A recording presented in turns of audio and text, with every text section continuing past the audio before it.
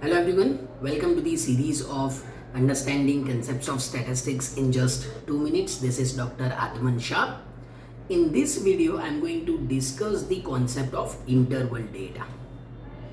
Now, interval data has all properties of ordinal data, but in addition to that, the difference between two values is known and meaningful in case of interval data. Another important characteristic of interval data says that when the value of the variable is 0, that does not mean we do not have any observations. So 0 does not mean nothing. We have the data points when the value of the variable is 0. And the best example is temperature.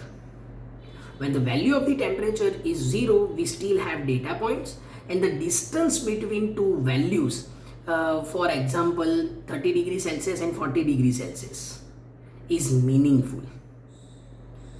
Let's understand this with another example. Suppose we are conducting a psychological study and we are recording participants' IQ score.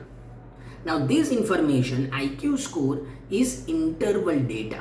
Why it is an interval data? Because the difference between two IQ scores is meaningful, and when the value of IQ score is 0, that does not mean no intelligence,